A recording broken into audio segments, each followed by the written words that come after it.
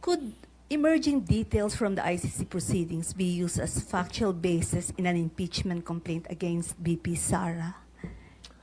I don't think so.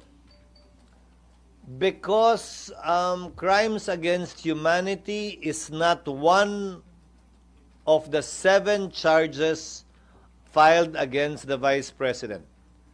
That has already been received by the Senate, and that cannot be changed anymore at this time. At least not until we approve the rules and or not until we send summons. Nagmamadali ang House, di ba? Nagpadala na raw yung summons, di ba? Yun ang gusto nila last week. So sa palagay ko, wala na silang balak na baguhin pa ito. At hindi kasama ang crimes against humanity sa impeachment complaint laban sa ating Vice President. Hello po mga ka-viral and welcome back again to this YouTube channel. Latest update na naman tayo ngayon. VP Sara Duterte dinampot na ng Interpol sa Netherlands. VP Sara nagulat sa biglang desisyon ng ICC hinggil sa pagkasangkot nito sa mga kasong crime against humanity. Nagiging maskip na ang ginagalawa ni VP Sara dahil kaliwat kanan ang mga kasong kinakaharap nito dito sa bansa dahil sa mga laman ng Articles of Impeachment na isinusulong ng taga-kamara na maaaring magpapatalisik at magpapakulong sa kanya at sa ICC or International Criminal Court dahil sa nangyaring war on drugs at EJK ng Pangulong Duterte. Pati ang mga assets at net worth ng mga Duterte ay maaaring maipa-freeze anumang oras. Pinag-aaralan na rin sa ngayon ng mga prosecutor ng ICC ang petisyon ng inihain ng kampo ni FPRRD na illegal di umano ang pagka-aresto sa dating Pangulo sa bansa dahil hindi di umano ito nabigyan ng nararapat na karapatan sa sariling bayan noong ito'y inaresto. Maaring maaprobahan din ang interim release kay dating Pangulong Duterte kung makipagkasundo ang pamahalaan ng bansa hinggil sa mga panuntunan ng ICC. Subalit ayon sa Malacanang ay hindi sila makipagkasundo sa ICC dahil nanindigan na ang pamahalaan na walang ugnayan ng ICC at Pilipinas.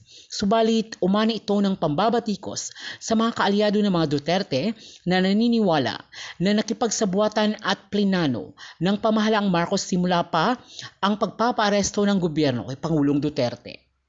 Hindi ba mas magiging mapupunta tayo sa dumpster kung ang magiging Pangulo natin o ang magiging leader natin ay ang mga katulad nila VP Sara?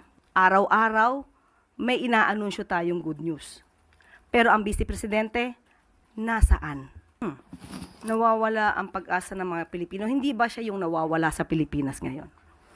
Well, anyway, siguro sinasabi niya yan na road to perdition na tayo. Bakit? Dahil hindi niya naman nakikita kung ano ang mga ginagawa, mga proyekto, programa na isagawa na at naitulong na ng pamahalaan sa taong bayan.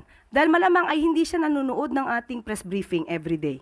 Talagang mabubulagan siya kapag hindi po niya inaalam kung ano ang naging trabaho at magiging trabaho ng administrasyon sa pangunguna ni Pangulong Marcos. Okay, now, hindi ba mas magiging mapupunta tayo sa dumpster kung ang magiging Pangulo natin o ang magiging leader natin ay ang mga katulad nila VP Sara, mas na inuuna pang magpunta sa abroad, magsilbi sa isang tao, although tatay niya po yun, pero marami pa rin pong Pilipino na umaasa sa kanya bilang Vice Presidente. Mahirapan po tayo magkaroon ng Pangulo kung lagi po nasa abroad at hindi po ginagawa ang trabaho dito sa Pilipinas. Ma'am, does it mean that this is the right time for the Vice President to come back and do her job? Is that what you're saying?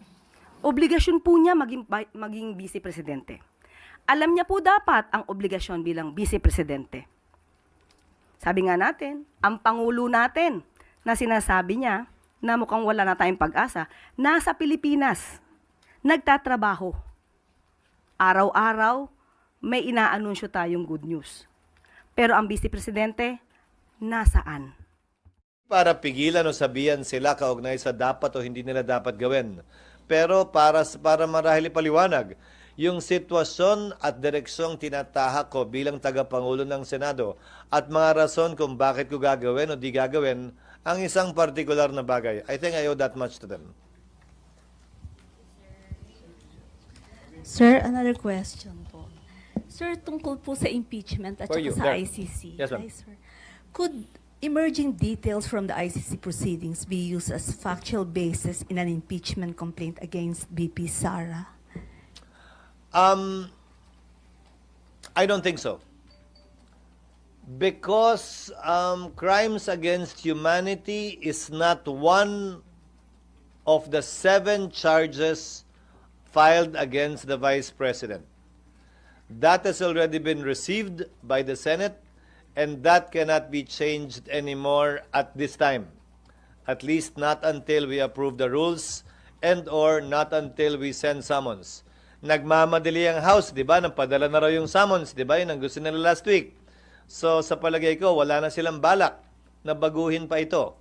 At hindi kasama ang crimes against humanity sa impeachment complaint laban sa ating Vice President.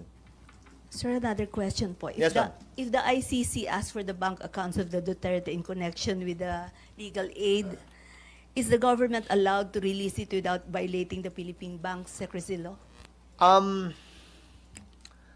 I cannot answer that question really because I'm not familiar with it. Sa ilalim ng batas, exemption sa bank secrecy law ang corruption case. Pero hindi ko alam kung saklaw ng definisyon ng corruption case ang isang ICC case.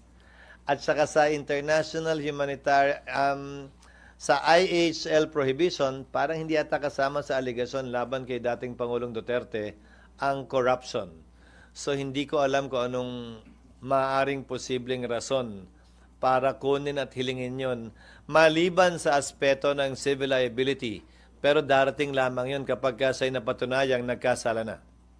Sir, follow-up lang dun sa tanong Yes, ma'am. ni ma'am. If I'm not mistaken, kasama sa articles yung high crimes for conspiracy to commit murder. In relation to VP Sara's alleged involvement in the DDS. So, Which charge? sa articles of impeachment, sir, Which one I think 5 or something like that. Nasa baba po, Alam high ko crimes in-allege nila yung other high crimes. I believe kasama po na yung alleged involvement daw sa DDS. Ah, really? Kasi so hindi ko pa nga nababasa eh. Nasa So- rules pa lang kami kasi. So, Actually, sir, nabasa ko na, hindi pa lang ganun kalalim pa.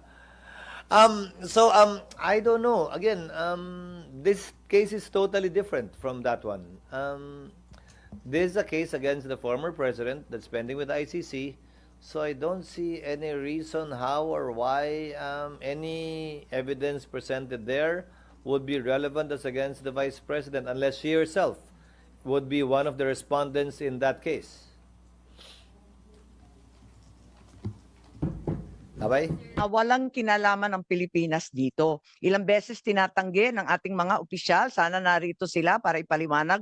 Subalit nag-press release po ang liwaliwanag nung DOJ Assistant Secretary Miko Clavano, May 8 ang kanyang mga press release, at sa kalagitnaan ng kaguluhan tungkol sa PI, yung ating People's Initiative, sa kaguluhan ng Davao at Maisog rallies, ay biglang nagkaroon ng bagong briefer na ginagawa ng DOJ.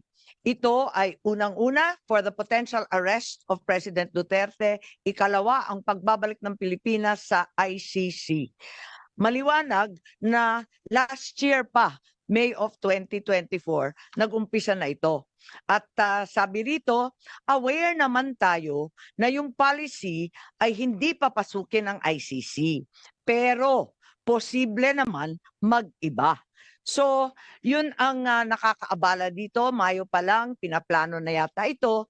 At kahit sinasabi ng ating kagalang-galang Secretary of Justice, sana narito siya, sabi niya, labas-masok ang dayuhan sa Pilipinas. Libo-libo sila, daan-libo pa ang pumapasok na waring di natin nalalaman. Ngunit, kilala ng ating Bureau of Immigration ang ilang ICC, mga tauhan na klaro na pumasok dito. Unang-una, maliwanag, si Maya Destura Bracken. Dumating noong October 4, 2024. Siya ay galing US at interpreter siya noong ICC. Maliwanag po yan. At maliwanag din na dumating siya sa Pilipinas. Ikalawa, andito din yung protection expert para ipagtanggol ang mga testigo. Ang pangalan, William Rosato, dumating sa Pilipinas October 15, 2024. Mahabang pagpaplano to. Nakita din natin na may dumating din na isa pang protection expert at iba pang mga dumating na si Amir John Kasam. Dumating October 20. At yung investigador dumating din sa October 24. Siya yung huli. Ang huling ICC na nasa record ko, October 24, Glenn Roderick Thomas Cala.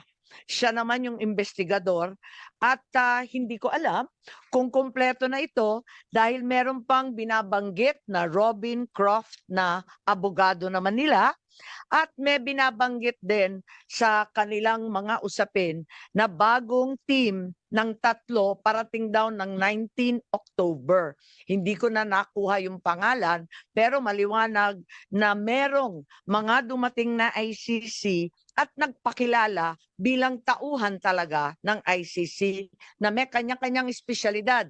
May protection expert, may investigador, may interpreter, may abogado. Klaro po yun at itinira, hindi natin sa sigurado ang binabanggit at sinulat nila sa kanilang immigration papers, Midas Hotel, Raffles Hotel, Diamond Hotel. Humingi rin sila ng protection detail and transport sa Pilipinas. So maliwanag na ang Pilipinas ay tumulong at talagang nagpakita ng partisipasyon. Matagal na ito, Mayo pa, tapos October pa, kaya nagtataka po tayo kung bakit tinatanggi ng ating mga opisyal na may ganito.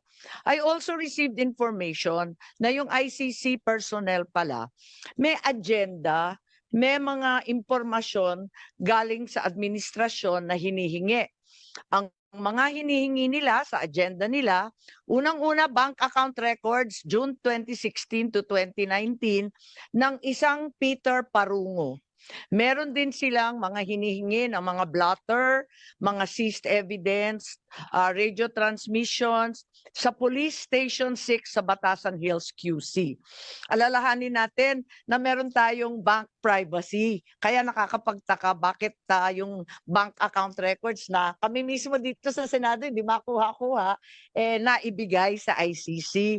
Pati na rin yung mga tactical operations ng pulis, pati na rin yung records ng East Avenue Medical Center sa lahat ng dead on arrival between July 2016 to 31, 2017, lahat ng detalye ng postmortem autopsy at mga inspeksyon. Sana ipapatanong ko to sa ating kapulisan. Sabi nga ni Senator Cayetano, hindi naman yan sakop ng executive privilege pagkat hindi naman cabinet rank. Pero wala sila rito. Bakit nila ipagkakaila ito samantalang fully recorded naman ito? Ang liwaliwanag naman ito. Wag na tayo magbulahan. Tapos, itong agenda na sinasabing hiningi, siya rin ang lumitaw sa application for warrant ng ICC prosecutor. Sa madaling sabi, ang kaso sa ICC base sa ebidensyang binigay ng pamahalaan ng Pilipinas. I am asking these questions, I cannot help but wonder, while the administration has been claiming it did not help the ICC, why the prosecutor in his application for the warrant of arrest for PRRD cited the following documents as part of the evidence. Eto na nga, yung paulit-ulit nilang pinagmamalaki, dokumento ng PNP at ibang department, ang drug watch list maintained by the law enforcement, financial and bank records, forensic evidence na nanggaling sa PNP. Mahirap kunin itong mga katibayan na ito. Kahit mataas na opisyal, katulad ng senador, naghahagilap kami ng ganito, wala kami makuha. Paano nakuha ng ICC prosecutor kung sa mga salita at deklarasyon ng ating administrasyon ang sinabi, it will not lift a finger to help the ICC. Eh bakit? Verbatim, lahat ng hiningi nila, nakarecord sa agenda, yan din ang lumitaw na katibayan para sa warrant of arrest. Even if you were to assume that there were members of the PNP who helped the ICC prosecutor in an unofficial capacity, why were these not detected by our intelligence officers? I find it very hard to believe. Malaki po ang budget sa intelligence. Tignan po natin. Ang NSC, sana nandito si Secretary Anyo. Limpak-limpak na salapi ang ginagastos ng Pilipinas sa OP, NSC, DND, AFP. Ang Philippine Army may hiwalay, Air Force may hiwalay, Navy General Headquarters. Lahat ito hindi nila nalaman. Parang naman mahirap. I moved a while ago to issue subpoena dito sa mga tao na ito para masagot nila ito. Dahil mga sundalo naman yan sila eh. Mga sundalo naman yan sila. I understand the situation, they're just following orders. Pero pag umabot sa punto dapat, kung nakikinig yung mga kasundaluhan natin, mga kapulisan, pag umabot sa punto na yung order na ibinibigay sa inyo ay very unconstitutional na at klaro na may nilalabag ng mga batas, dapat tayo mga sundalo, mga pulis, mag-isip-isip rin tayo dahil ang ating oath is to serve and protect. Hindi po para mag-violate ng batas. So yun po ang dapat harapin dito sa ating mga supposed to be invited empty chairs sa harapan natin ngayon, Madam Chair. Maraming salamat at sang-ayon po ako. At sa transcript no nakaraang hearing, sinabi ni Secretary Gibo Teodoro, we were deputized to support the PNP. It's part of our constitutional duty. Ang tanong natin, sino nag-utos? Sino nag-deputize? Bakit nagkaganon? Yun ang pinagtatakahan natin. So, andyan yata yung transcript, hindi po ba? At maliwanag naman yun. Yes. So sinabi niya na deputize, napag-utusan lang daw sila tulad ng sinasabi niyo, Senator Bato, na nautusan. Ayan o. Ayun. Yun. We were deputized. Ang tanong ng taong bayan, sino nag-utos? Sino nag-deputize? Yun ang tanong. Nobody can make, Madam Chair, nobody can make an utos or an order to a Secretary of National Defense. Kundi somebody above him. And who is above the Secretary of National Defense? It is the President of the Republic of the Philippines. Di ba? Alangan naman yung Secretary of National Defense is taking orders from a general ng armed forces. It should be somebody from above. So, maliwanag pa sa sikat ng araw na presidente ang nagbigay ng order na yun. Dahil sabi mo niya, he's just following orders. Yun na nga. Chair. Kaya gusto natin malaman kay Secretary Teodoro sino nag-utos kasi tulad nga ng sinabi ninyo, wala nang mas mataas sa cabinet member kundi ang Pangulo mismo. Nabanggit ni Senator Bato yung Gulf Stream at narito yung SEC para ipaliwanag at maraming nagtatanong doon sa private jet with the tail code RPC 5219 used to transport the former president to The Hague. Ayan. So maliwanag po yan. Sino magsasagot niyan, Madam Chair? Yun na nga, kasi Ano? wala ngang sasagot. Andito yung detalye natin na meron tayo. If President Duterte is a protected person under the American Executive Order of President Trump, does that mean the person will have all his or her assets in the US frozen? Nalilito kami eh. Kasi in providing the means of transport so that the former president iti-turn over sa ICC, binigyan ng transportasyon, material support or provision of services ang tulong niya. Di ba po? Talagang hindi naman mangyayari yun kung wala yung eroplano.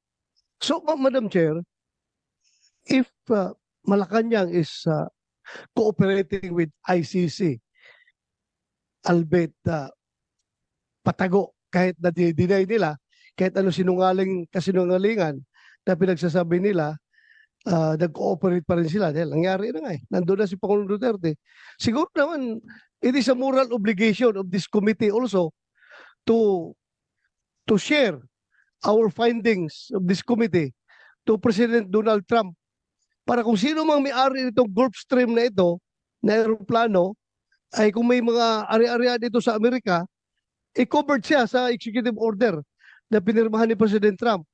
So kung sino mang may-ari ng aeroplano na yan, mananagot siya kay President Trump. Sigurado ako, kung may Gulfstream ka na aeroplano, meron kang mga ari-arian sa Amerika. Kaya prepare for the repercussions of your action. Dahil very clear yan doon sa executive order na inisyu ni President Trump na mananagot kung sino mang mag-facilitate ng mga interference ng ICC to their allied countries. Madam Chair. Kasi maliwanag yun, ano? Ito yung tail code, nandyan si PRRD, maliwanag. And there's also an article in Manila Times na sinasaad na may Challenger Aero, ano nga pangalan nito? Challenger Aero Air Corporation that arranged the flight. Hinahanap po namin yung article, biglang nawala. Pero andito yata, ayan, yan ang nakita natin eh. Sino may-ari ng Challenger Aero Air Corporation? Sino mga shareholder? Nandito po yung SEC, kilalanin natin si Attorney Bernal, Attorney Santiago. Kilala po ninyo itong Challenger Air Corp. Sila daw ang nag-ayos nung biyahe. Good morning, Madam Chair. As regards Challenger Air Corporation, this was not among the corporations that were requested by the committee, so we may have to ask for some time for us to provide these documents, Madam Chair. Meron kasing nagpadala, eto naman hindi ko na mahindian, nagpadala na yung Challenger daw ay subsidiary ng San Miguel. Totoo ba yun? Pakita na lang. Kaya lang, wala nga tayong tao rito na magsasabi, wala tayong testigo, naobliga kami maghanap. At may nagpadala nito na eto nga, sa San Miguel daw to. Ano yung papel ng Challenger kung hindi naman sila may-ari? Kaya nakakapagtaka, kanino ito registered? So, Madam Chair, if I may, Madam Chair. close na daw sa SEC. Ha? Nakita po natin siya. Okay. So hindi namin mahanap itong Challenger na to. Yes, Senator Bato.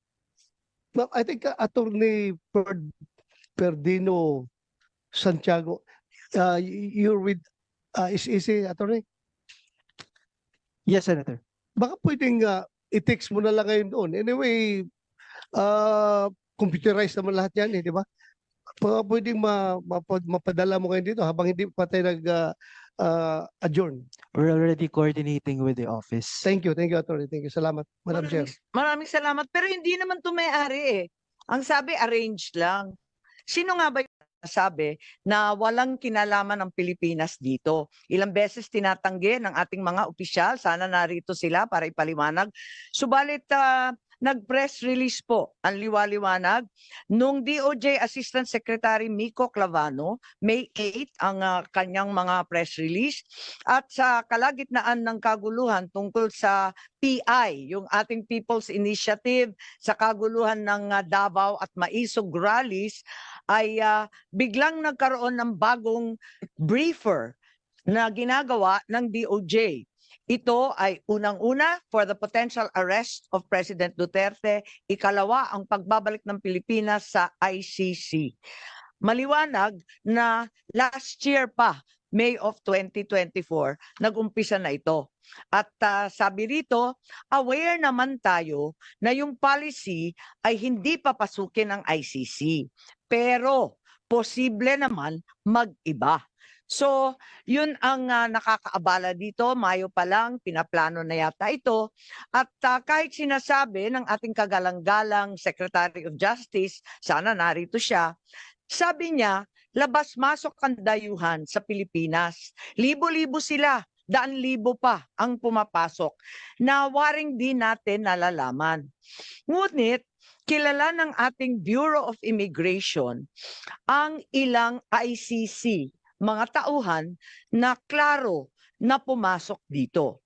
Unang-una, maliwanag, si Maya Destura Bracken, dumating noong October 4, 2024. Siya ay galing US at interpreter siya noong ICC. Maliwanag po yan. At maliwanag din na dumating siya sa Pilipinas.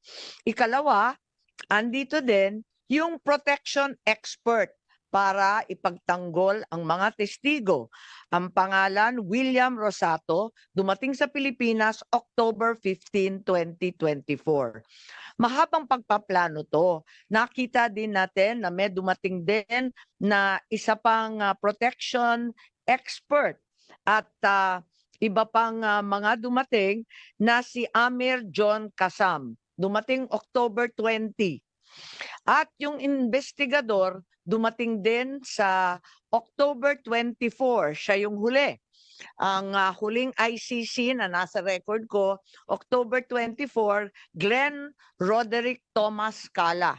Siya naman yung investigador at hindi ko alam kung kumpleto na ito dahil meron pang binabanggit na Robin Croft na abogado naman nila at may binabanggit din sa kanilang mga usapin na bagong team ng 3 parating daw ng 19 October. Hindi ko na nakuha yung pangalan pero maliwanag na merong mga dumating na ICC at nagpakilala bilang tauhan talaga ng ICC na may kanya-kanyang espesyalidad. May protection expert, may investigador, may interpreter, may abogado. Klaro po yun at itinira, hindi natin sa sigurado ang binabanggit at sinulat nila sa kanilang immigration papers, Maida